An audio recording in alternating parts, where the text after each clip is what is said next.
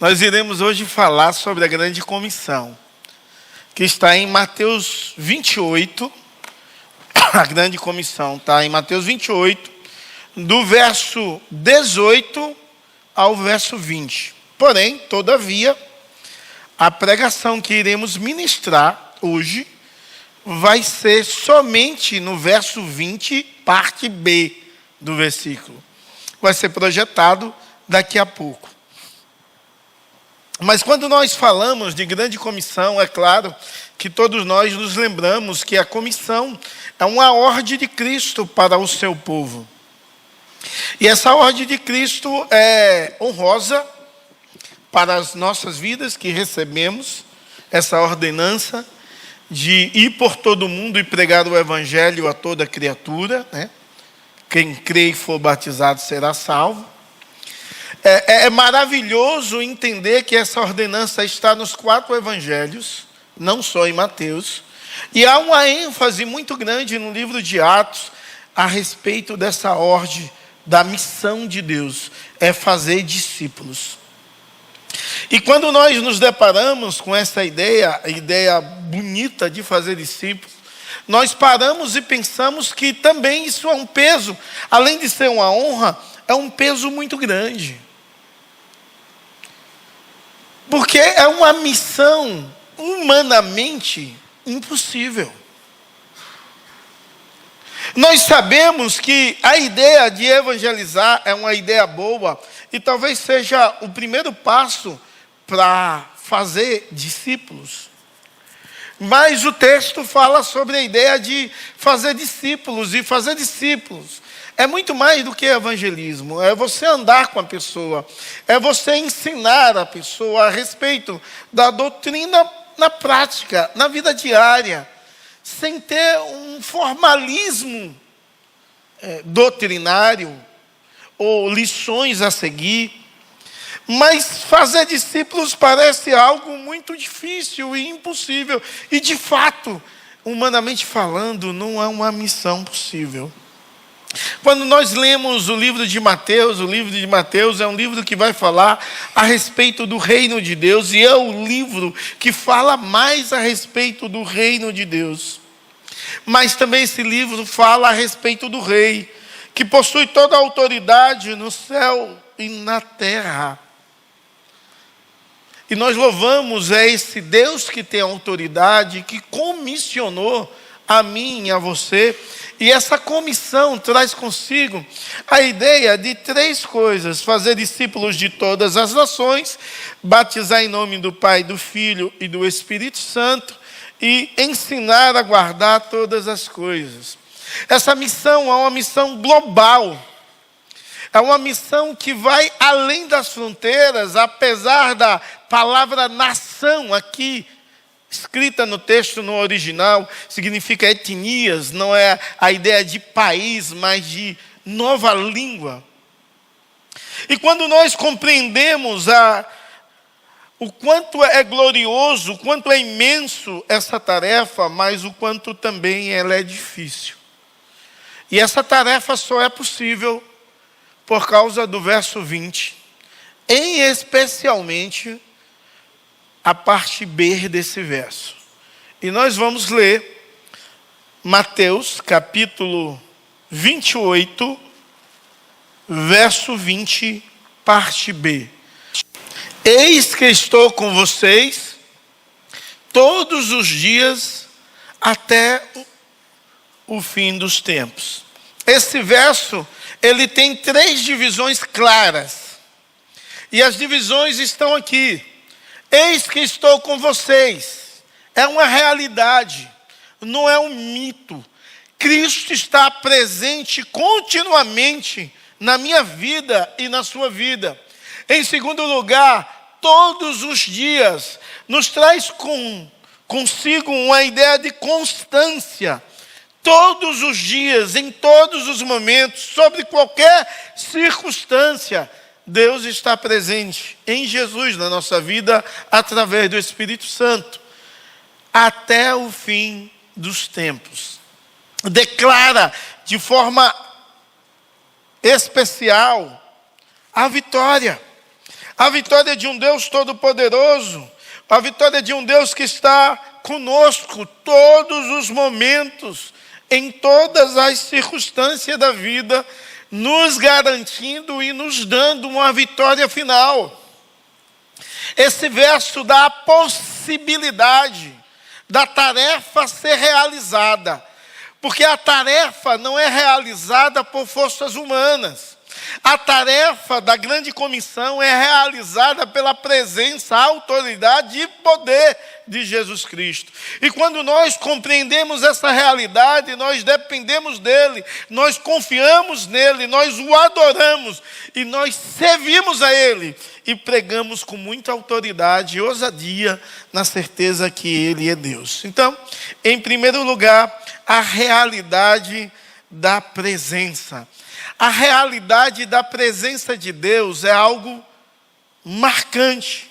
Ele diz no verso: eis que estou com vocês. Sabe, Deus está conosco em todos os momentos da nossa vida. Há momentos dos quais nós estamos cansados, mas Deus está presente, mesmo quando estamos esgotados. Precisamos lembrar que Ele está conosco, a presença de Cristo renova, inclusive o cansaço físico. Algumas vezes nós não fazemos a missão que Deus nos confiou, ou que Deus nos ordenou a fazer discípulos por causa do cansaço. Algumas vezes eu chego em casa tão cansado e penso assim: já no caminho para casa, vou deitar naquele sofá. É sério. Já chego nessa expectativa. Algumas vezes é frustrada, mas eu já chego com essa ideia: vou deitar no sofá, tal, botar uma sériezinha, e algumas vezes eu durmo assistindo, ou na grande maioria das vezes. Mas o cansaço é algo muito presente. E algumas vezes, por causa de dois motivos, nós não fazemos a missão. Algumas vezes por conta do hedonismo, nós temos buscado só prazer, esquecemos do outro. Outras vezes por causa do antropocentrismo, bem presente, real, forte em nossas vidas. Mas algumas vezes nós damos desculpa: não dá para fazer discípulos. Estou tão cansado hoje, trabalhei muito. Não dá não. Uma outra coisa que nós devemos entender, que meio qualquer situação da vida, Deus está presente. Uma outra realidade é o medo. Algumas vezes nós não fazemos e não cumprimos a missão por conta do medo. O medo de o que vão pensar de mim se eu tomar uma postura dessa maneira. Ou até mesmo o medo de eu não vou ser aceito naquele grupo se eu me posicionar segundo os princípios de Cristo. Um pastor conhecido uma vez me convidou para um podcast. E um engraçadinho, membro da igreja aqui, um incircunciso de coração, fez uma pergunta assim: a Bíblia tem pastora? E o cara é de uma igreja que a mulher dele é pastora, e ele já tinha anunciado que a pastora ia estar ali. E a pessoa me fez a pergunta para me constranger, velho. Eu disse: meu Deus do céu, como é que o cara faz uma pergunta dessa? E eu fiquei um pouco constrangido para dar a resposta. Mas eu dei a resposta. E eu disse: biblicamente, não tem pastora. E eu dei uma suavizada, e eu acredito nisso, que tem mulheres com dons pastorais. Porém, não pode ter um ofício de pastora. E aí, irmãos, algumas vezes nós temos medo de tomar algumas posições. de ser tratado com indiferença por parte do outro. Algumas vezes nós estamos tão desmotivados em relação a tantas circunstâncias e dificuldades das quais nós vivemos e passamos, e nós ficamos parados e pensamos: meu Deus, será se a obra de Deus vai para frente mesmo? Nós olhamos o mundanismo tomando conta da igreja na sua totalidade e influenciando tanto, e aí isso causa tanto desânimo. E esse desânimo algumas vezes toma conta da nossa vida, e nós precisamos lembrar que Deus está conosco. Cristo é a nossa motivação contínua. Não é os resultados, não é os aplausos, não é o crescimento numérico, é uma comunhão viva com o Senhor ressurreto, Cristo. Ele garante: eis que estou convosco. A missão continua por causa de Cristo. Enquanto Ele estiver conosco, a igreja deve permanecer firme. Enquanto Ele estiver conosco, não há motivos legítimos de desistir. Ele é o nosso Deus, Ele está presente.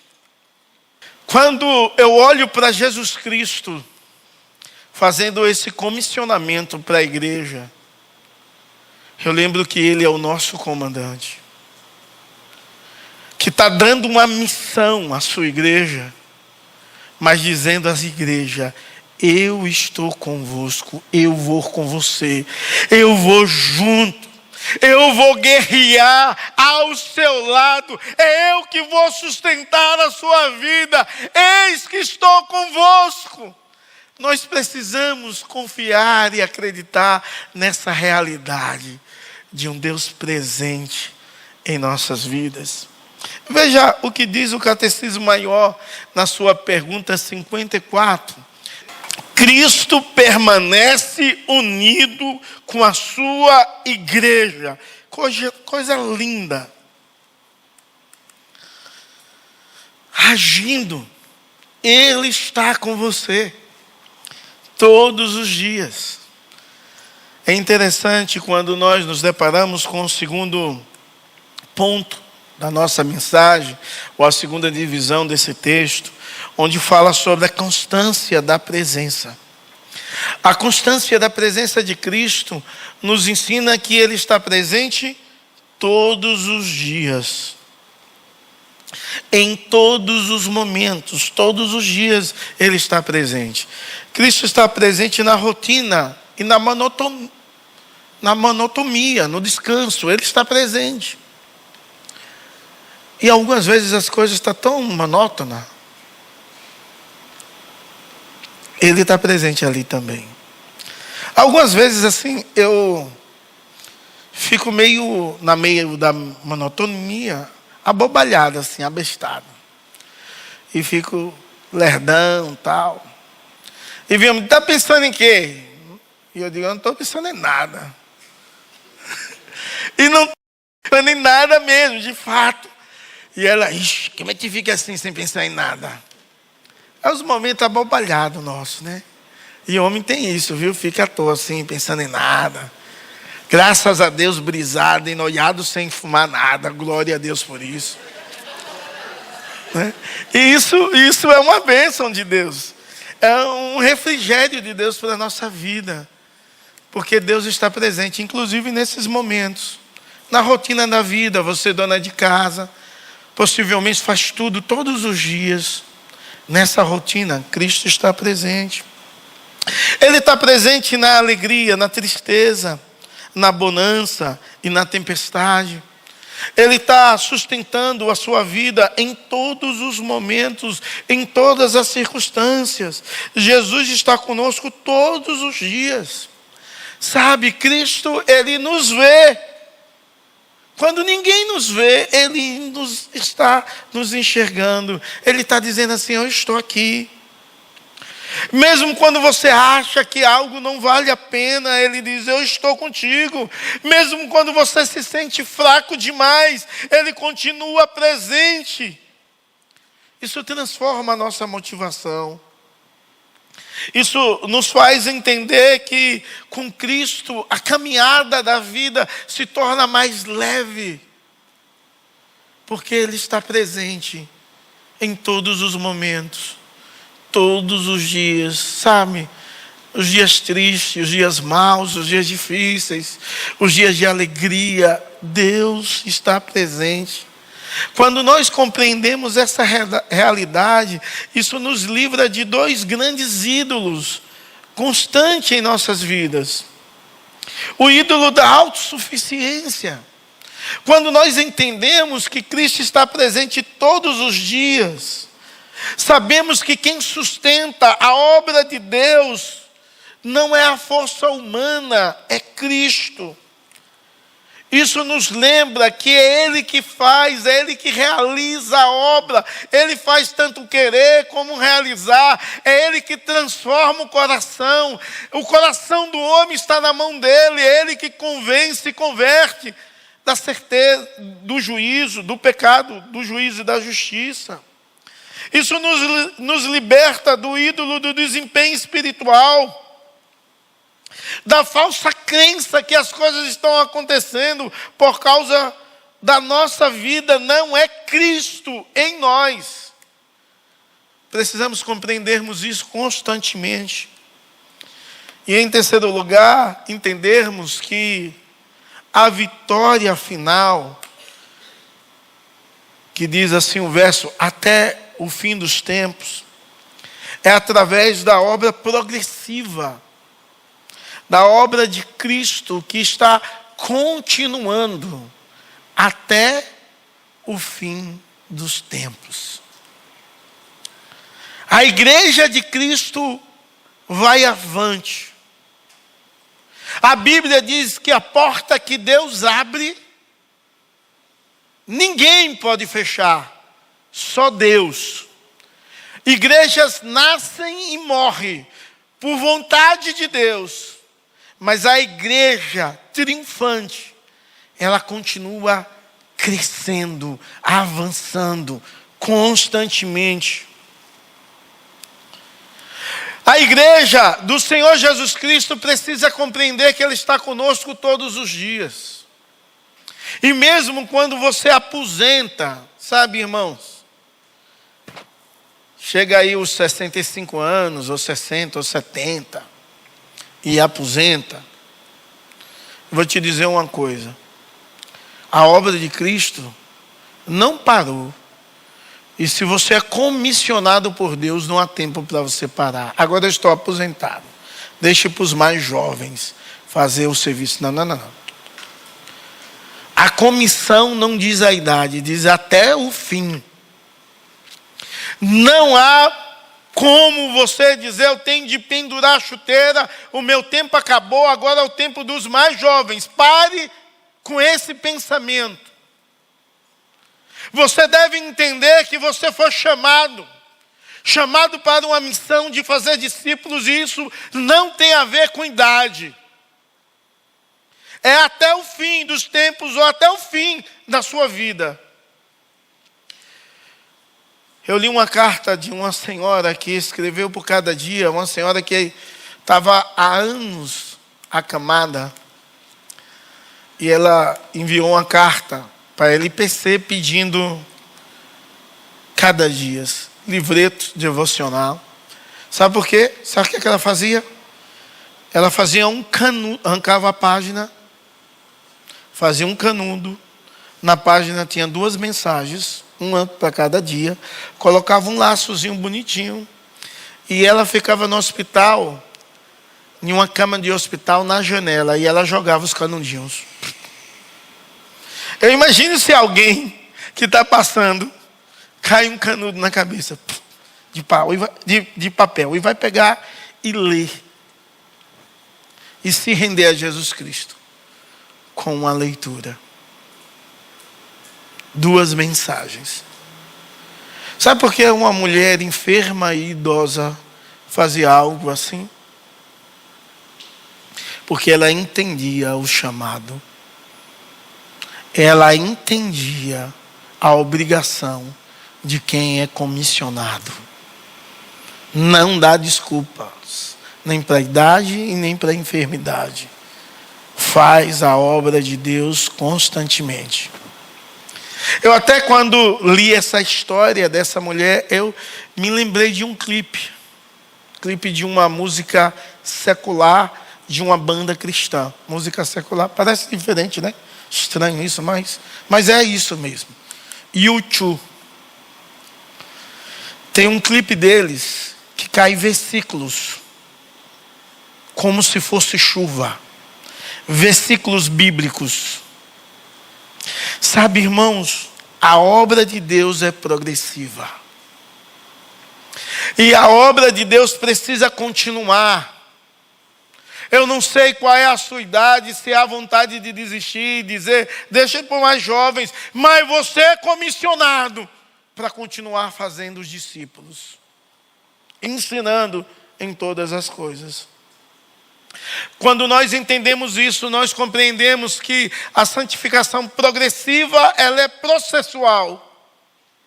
E é um processo contínuo de eu entender constantemente que preciso ser santo cada vez mais para ser um instrumento de Deus na minha vida, ou através de mim Deus usar.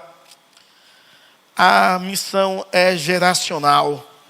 Ela vai adiante, ela passa adiante, ela continua crescendo e avançando gerações e gerações. Também entendemos que nos enche de esperança, através de entendermos que a palavra de Deus e as últimas palavras de Cristo à igreja, é que a igreja deve fazer discípulos de todas as nações, batizando em nome do Pai, do Filho e do Espírito Santo, e ensinando a guardar todas as coisas, na certeza que Ele está conosco todos os dias. E aí, nós saímos da ideia do ídolo, do imediatismo, dos resultados rápidos e de mudanças extraordinárias. Nós entendemos que o nosso Deus está conosco em todos os momentos da vida. Talvez um corredor de maratona inexperiente ou alguém que vai avançar mais, correr mais kms do que o normal,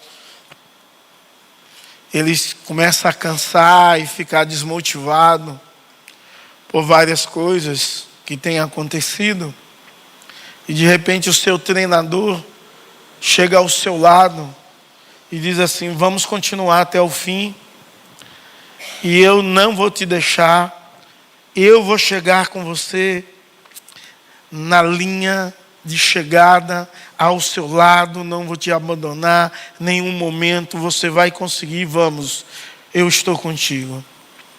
Talvez você se encontre assim, cansado de cumprir a grande comissão. O nosso treinador Jesus Cristo está ao nosso lado, Ele corre conosco até o dia da minha morte, da sua morte, ou até a sua volta. Ele está conosco, dizendo: continue, eu te sustento, eu sou o seu Deus, eu estou contigo todos os dias. Não há momento e nem espaço para você parar. Continue em nome de Jesus a correr. Esse verso nos ensina a presença de Cristo é soberana, a sua autoridade e o seu poder está com a sua igreja no nome de Cristo. Nós compreendemos que sua presença é contínua, Ele sustenta as nossas vidas todos os dias. Precisamos entender que a sua presença é eterna. A vitória do Senhor virá sobre as nossas vidas até o fim. Diante de tamanha verdade, devemos ter coragem para a missão. Nós podemos pregar com ousadia, nós podemos batizar com confiança e nós podemos ensinar com fidelidade, na certeza que o Deus Todo-Poderoso, Ele está presente. Precisamos compreender que vivemos na presença dele, do Cristo ressurreto, que tem toda a autoridade. Ele está conosco.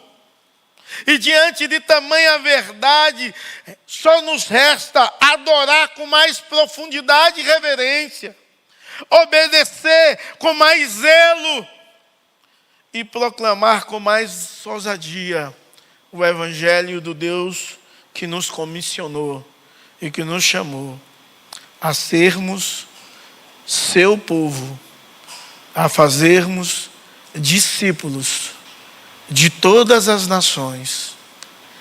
Mas eu gostaria de te fazer uma pergunta. O que tem te impedido fazer essa comissão? Obedecer essa ordem? Talvez você é crente há trocentos anos e você sabe que Cristo está presente. Talvez você é crente há muitos anos e há muito tempo e sabe que Ele está com você todos os dias, até o final. Mas talvez você não tenha feito nenhum discípulo.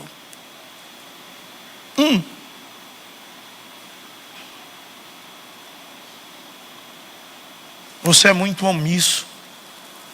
Você devia tomar vergonha na sua cara.